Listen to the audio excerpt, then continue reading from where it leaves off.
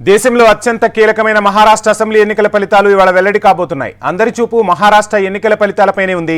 ఇక్కడ అధికారం కోసం మిత్రులుగా ఉన్నవారే ప్రత్యర్థులుగా ఉన్నవారు మిత్రబృందంతో ఎన్నికల బరిలో నిలిచి అదృష్టం పరీక్షించుకోబోతున్నారు. మహారాష్ట్ర ఎన్నికల్లో ఈ పర్యాయం 5 అసెంబ్లీ నియోజకవర్గాలు అత్యంత కీలకంగా మారాయి. ఇంతకీ ఆ నియోజకవర్గాలు ఏవి, ఆ నియోజకవర్గాల్లో ఎవరెవరు బరిలో నిలిచారు ఇప్పుడు చూద్దాం. వర్లి ఈ నియోజకవర్గంలో త్రిముఖ పోటీ నెలకొంది. ఏక్నాథ్ షిండే సారథ్యంలోని శివసేన అభ్యర్థిగా మిలన్ దేవరా పోటీ చేస్తుండగా ఉద్ధవ్ ఠాక్రే శివసేన తరపున ఆయన కుమారుడు ఆదిత్య ఠాక్రే బరిలో ఉన్నారు.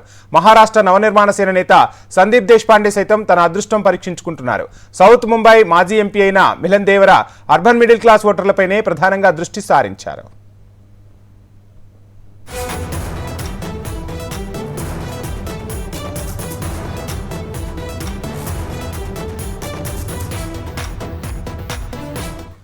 యూపీఏ 2 ప్రభుత్వంలో ఆయన సమాచార ఇన్ఫర్మేషన్ టెక్నాలజీ షిప్పింగ్ శాఖ సహాయ మంత్రిగా పనిచేశారు. ఇక ఆదిత్య ఠాక్రే 2019లో ఎన్నికల్లో అడుగుపెట్టి వర్లీ నియోజకవర్గం నుంచి 89,248 ఓట్ల ఆధిక్యంతో ఘన విజయం సాధించారు. కోవిడ్-19 సమయంలోనూ ఆదిత్య అందించిన సేవలకు మంచి పేరు వచ్చింది. రాష్ట్ర ప్రభుత్వ ఆసుపత్రుల్లో కోవిడ్ పాజిటివ్ పేషెంట్ల అడ్మిషన్ వ్యవహారాలను స్వయంగా ఆయన పర్యవేక్షిస్తూ వచ్చారు. వర్లీలో మహానవ నిర్మాణ సేనకు పెద్దగా ఓటర్ల బలం లేకున్నప్పటికీ స్థానిక సమస్యలను పరిష్కరించడంలో సందీప్ దేశ్పాండేకు మంచి పేరుంది. ముఖ్యంగా మరాఠీ మాట్లాడే ఓటర్లలో ఆయనకు మంచి గుర్తింపు ఉంది.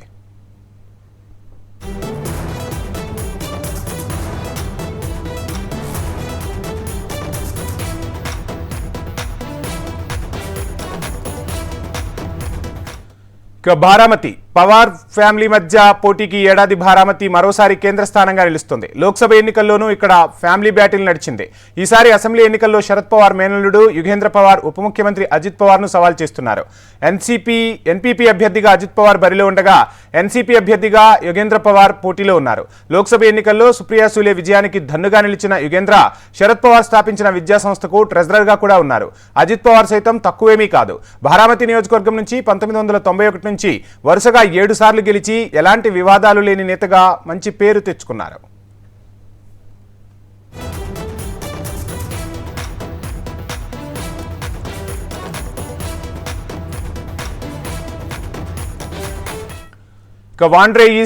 వాండ్రే తూర్పు నియోజకవర్గంలోనూ జిషిన్ సిద్దికి వరుణ్ సర్దేశాయ్ మధ్య హోరాహోరీ పోరు నెలకొంది. ప్రజా సమస్యలపై చురుకుగా స్పందించడం, సోషల్ మీడియాలో ప్రజలతో మంచి సంబంధాలు కొనసాగించడంలో సిద్దికీకి మంచి పేరుంది. ఆయనకు యువ ఓటర్లు ముస్లింల మద్దతు ఉంది. ఆయన తండ్రి మహారాష్ట్ర మాజీ మంత్రి బాబా సిద్దికీ ఇటీవల దుండగుల కాల్పులో మరణించడంతో ఆయనకు సానుభూతి ఓట్లు పడే అవకాశం కూడా ఉందంటున్నారు విశ్లేషకులు. మరోవైపు ఉద్ధవ్ ఠాక్రే మేనల్లుడైన వరుణ్ సర్దేశాయ్ 2022లో పార్టీ చీలినప్పటి నుంచి శివసేన యూబీటీకి వెన్నుదన్నుగా నిలిచారు. శివసేన సాంప్రదాయ ఓటర్లు ఉన్న వాండ్రే తూర్పు నియోజకవర్గంలో ఆయనకు మంచి పలుకుబడి కూడా ఉంది.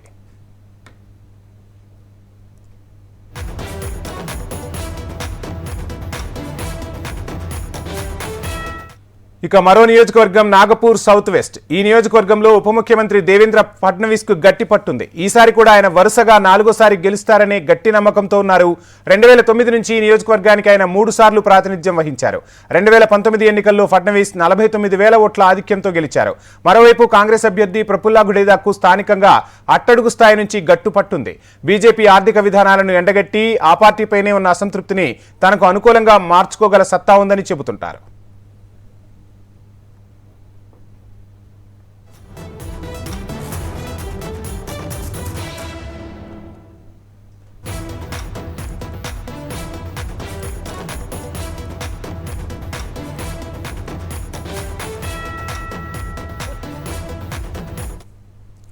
కోఫ్రీ పచ్చాకాడి థానేలోని కోఫ్రీ పచ్చాకాడి అసెంబ్లీ నియోజకవర్గంలో ముఖ్యమంత్రి ఏక్నాథ్ షిండే బరిలో ఉన్నారు.